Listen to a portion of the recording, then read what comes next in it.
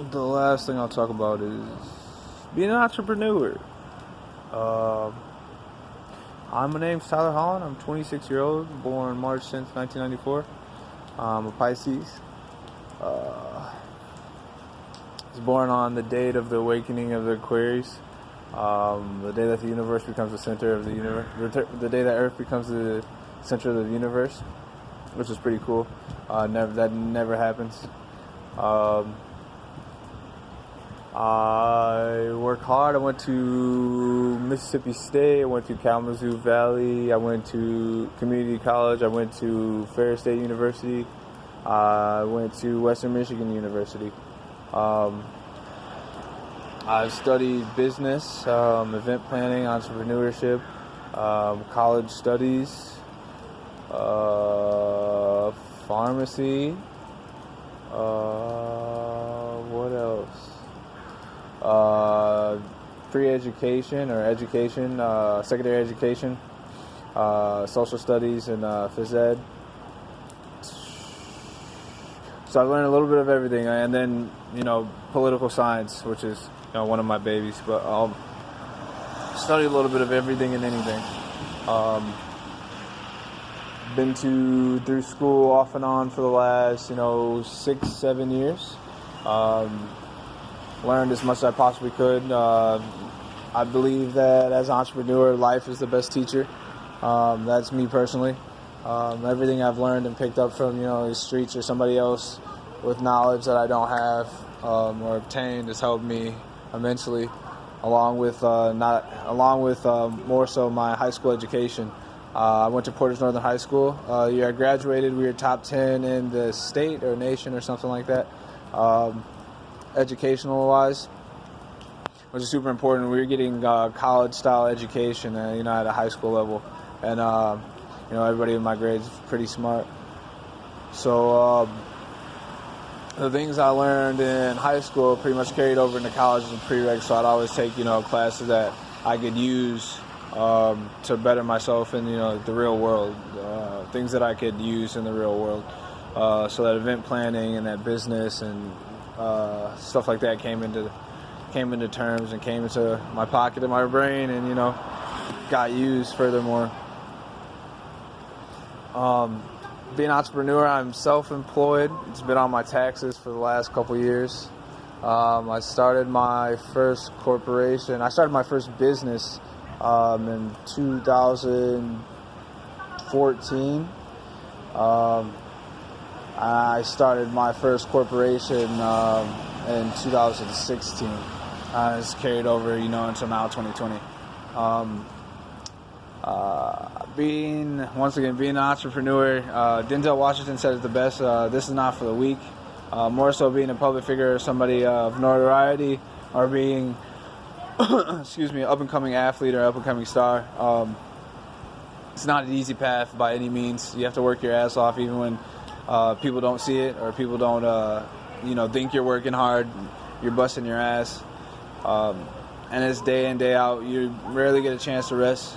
You do get chances to kick it because that's something you have to do in the position you are, to network and meet people and do things and present your business. So you do get chances to go out and say hey and say hi, or make sure everybody's cool, and meet new people, to share or do business with. But other than that, you pretty much work, eat, work out, and then that's about all you have in your day. Most entrepreneurs know this the best, that you'd rather work, or I'd personally rather work 80 hours for myself than 40 hours, slaving, doing hard labor on my body for somebody else. I know there's some people out there that think, they deserve a better job, or they deserve to be a manager where they're working, and they're just busting their ass, to make ends meet. Ever since I was young, I wanted to be rich. I knew I was going to be rich, and I said I wouldn't stop until I made it. So being in the rat race was never, my mindset or idea. To me, there's a difference between a job and a career.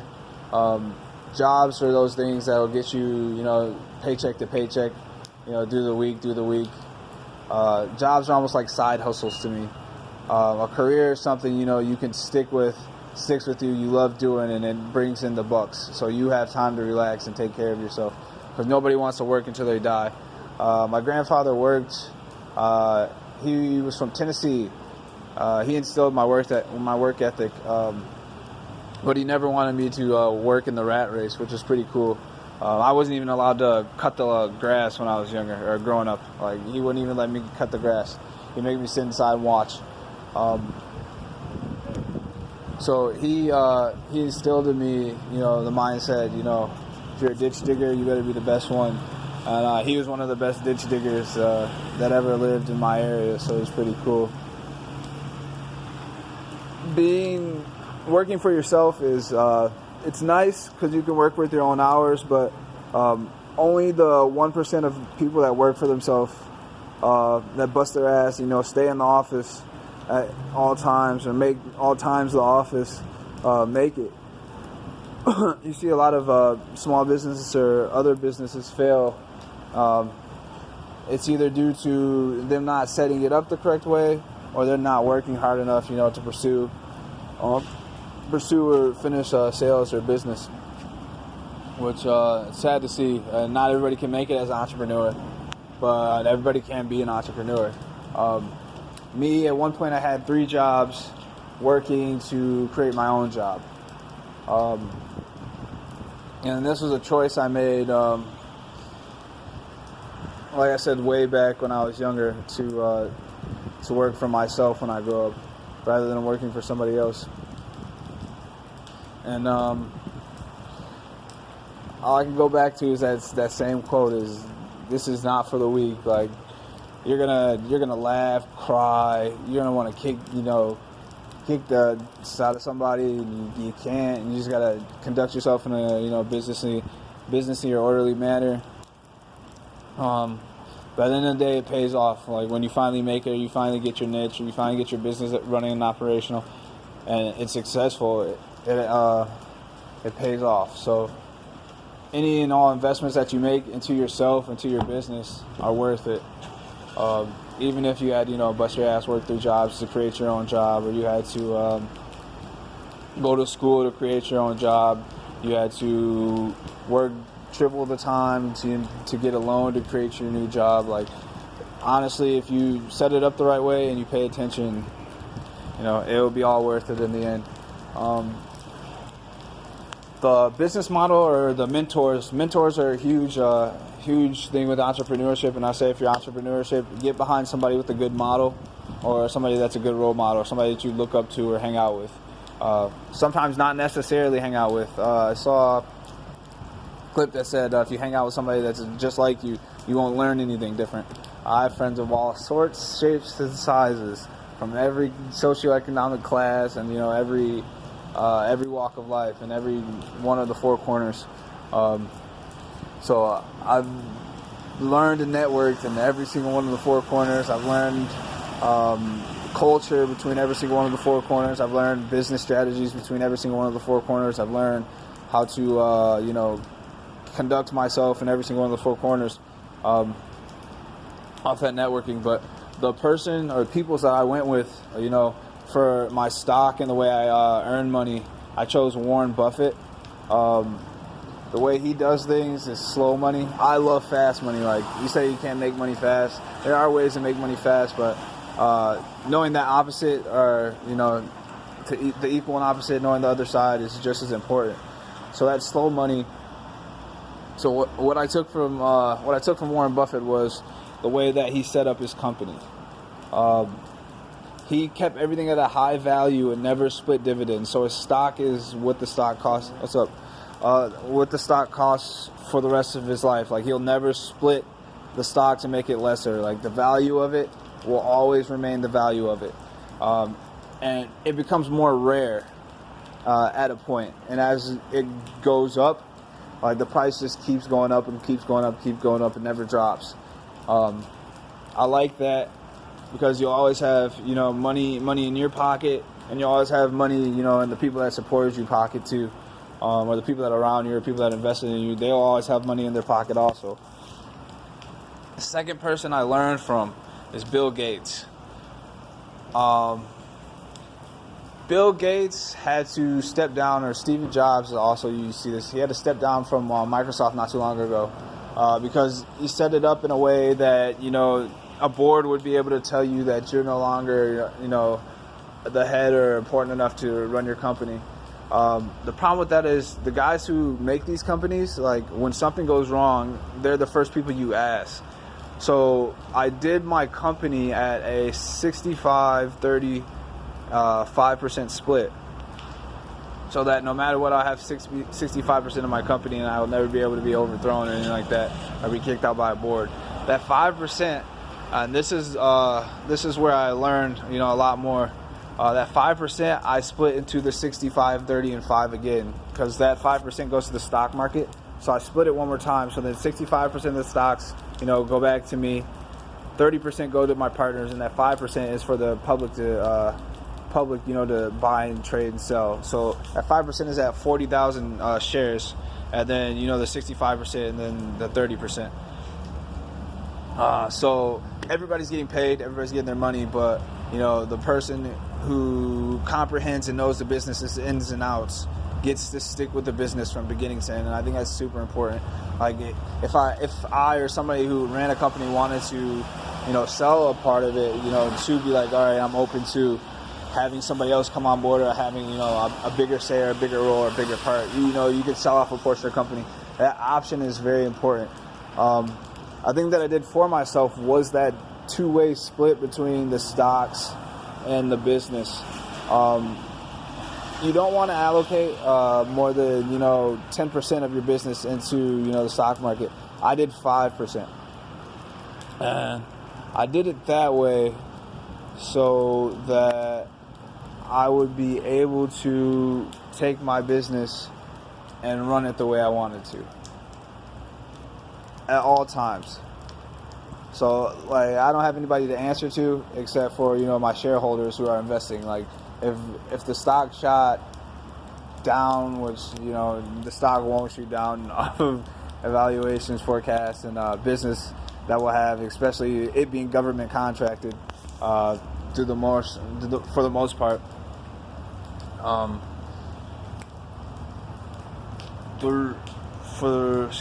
Government contracted for the most part. The stock wouldn't shoot down, it'd keep going up and keep rising, and then be able to sustain itself with tricks I've learned. But I did that split because I don't want anybody to feel undervalued or underappreciated. And I always wanted to keep myself and my entity to myself as my entity. Another thing as an entrepreneur, like, when you first start, everybody's going to tell you can't do it, you won't do it, you won't be able to do it. I stand here for myself, and then, for the guys over me and around me that have helped me get to where I am and taught me all these things that they've learned. Like, fuck those people. I'll say it. I'm not one for, games and stuff like that, but anybody that tells you can't do it, fuck them. Fuck them. It's your dream, do it. You can do anything you want to. It's the people that are closed-minded or the people that have the least amount of knowledge that say the most. Which, as you rise up and you come up as an entrepreneur, you realize it. Everybody's going to be like, oh, that's a stupid idea. You can't do that. Why? It makes money. It'll make money. It's more money than I'm making now. I'm not working for you. I know young people that are busting their ass for a $300 check. Or you could be making $3,000 if you did your own thing. And the masses, like as a mass, when you're at the lower level, nobody wants to see you get that high. Nobody. I promise you, nobody will want to see you get that high. It doesn't matter if you're cool, popular. You could be the best, biggest, baddest, best new thing out there. Nobody wants to see you that high. And if you are that high, you are getting there. Somebody's going to try to, you got to be careful of the people you put around you because they're looked as of you. I forgot where I got that from. I was watching videos. If you follow some of the people I follow, like I'm getting good information from, great mentors and great actors and entertainers and, economists and all good stuff. Like I'm getting the best knowledge and the best information from some of the best, which is pretty cool. But they're looked as of you. So like when they try to, steal your shine or something like that, everybody's looking at them like, oh, maybe this person's somebody, and they might not be shit. Like, they might just be your homeboy that, bailed out something or you help out with something, you know. Like, once again, that Denzel tweet, this is not for the weak. He said your own family will talk shit about you because they don't think you'll make it. This is not for the weak. And that is one of my favorite quotes. Because literally, like, it's not. Like, you could be, if you look into some of everybody's story, like, everybody who's a star has almost been or been homeless at some point. Everybody that's a star has, you know, had to struggle or decide whether, you know, to eat, pay rent, or, you know, to put it into the thing that they love. Like, will you fight for this? Will you starve for this? You know, it's that type of business. It's that type of business, and you can't lose sight of your main goal and your main focus, ever. Ever. I hate to go on a rant about that, but, like, as an entrepreneur, like, these things are the most important things, and you will never have a support group. I want to let you know, you'll never have a support group. Some people are lucky to have one person to support them. You will never have a support group as strong as your own damn backbone. If you can keep that thing in place, nothing or nobody can bother you. You will make it. I promise you. I promise you. These are literally the keys you need to know. Like, from somebody that's been through it, seeing people that have been through it and make it, seeing people that have been through it, and then they give up part of the way, and you're like, what the hell did you give up for? Like, that's the way I'm looking. I'm like, dog, Jesus. Like, you just see so many people drop like flies that are talented that, you know, that could have went to the league, or, you know, could have been a billionaire, or could have this or could have that. All of them quit at some point. They just quit. For whatever reason, you know, life happens. You know, not everybody can, you know, do the things that they set out. You know, not everybody can live their first dream. Like, I want to be an astronaut. You know, not everybody can be an astronaut. I want to be a doctor. Not everybody can be a doctor. You know, I want to rule the world. Not everybody can rule the world. Like, but don't give up on it. You might get to a point where they're like, all right, you really can't. Or somebody will be like, look, you don't pass this, you can't pass, you didn't pass this, and didn't pass this. Like, you really can't, but we'll do this for you, or you can find something else to do. Like, shoot for the moon, you might land among the stars. I guess in that aspect, like, it's not for the weak. It's not for the weak. So, you know, smartest thing I can tell you is to allocate that 5%, and when you allocate that 5%, make sure only that 5% goes into your business, or goes public, so you can take care of yourself and other things around you. When you do that, 100% of your business isn't into the stock market, so you can still move things around and do things around and function correctly. And remember that nobody wants to see you win as bad as you want to see you win. That's all you need to know. Nobody, ever. You have to want yourself to win worse than other people want you to lose. You have to be hungrier than the people that want you to lose. You have to be tougher than the people that want you to lose. In any and every situation. Being an entrepreneur is hard. It's hard work, but it pays off. It literally pays off in the end. When you stick to it, keep your goals in mind, it pays off. So, that's about it in this one. Peace.